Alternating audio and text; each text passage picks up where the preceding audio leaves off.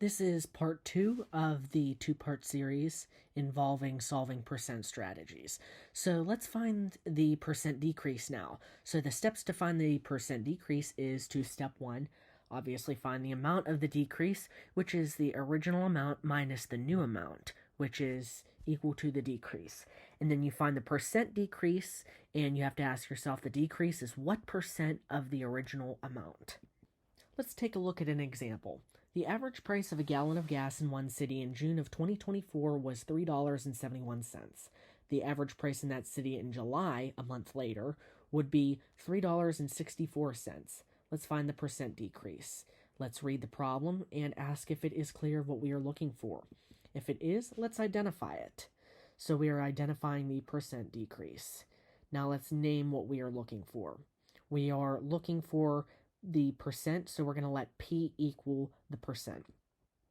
We're going to translate this into an equation, noting that the original amount minus the new amount is equal to the decrease. So the original amount, which is 3.71, and then minus the new amount, which is 3.64, is equal to 0.07. That is our decrease.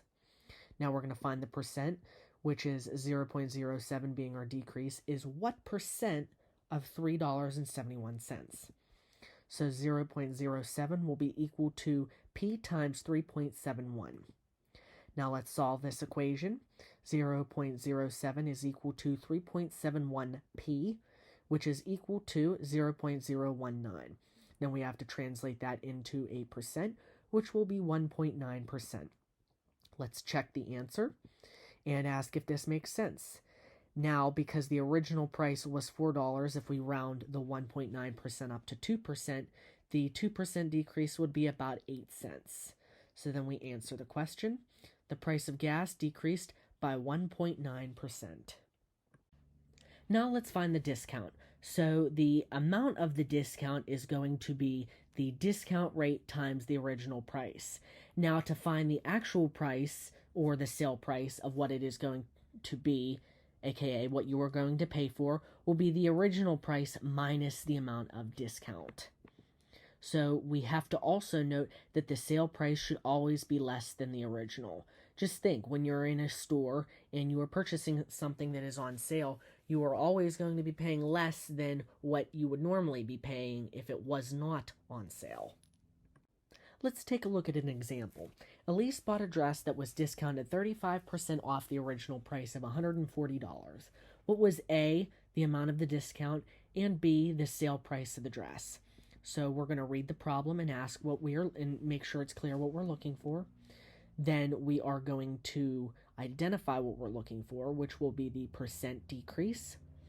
And let's name what we are looking for with letting D equal the amount of the discount. And we're going to translate this into an equation, noting that the discount is 35% of 140. So that'll mean that D is equal to 0.35 times 140.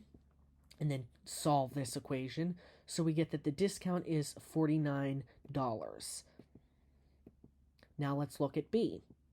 We are going to read the problem again, and we are finding the sale price of the dress. We're going to name what we're looking for, so we're going to let S equal the sale price and translate this into an equation, noting that the sale price is $140 minus the $49 discount. So we're going to have the sale price is equal to $140 minus the $49 discount. I'm going to solve this equation, and the sale price is $91. So if we take a look at the original price, it is $140. So because the sale price is less than the original price, we know that we did this correctly. Now let's find the markup. So the amount of markup will be the markup rate times the original cost. And to find the list price, it'll be the original cost plus the amount of markup, noting that the list price should always be more than the original price. And if you're asking when will this ever be used, business owners usually use this to determine what they are going to charge based on what they pay for it. So if they're paying $10 for it and they want to make $2, they're going to charge $12. So that's just a little tidbit to keep in mind.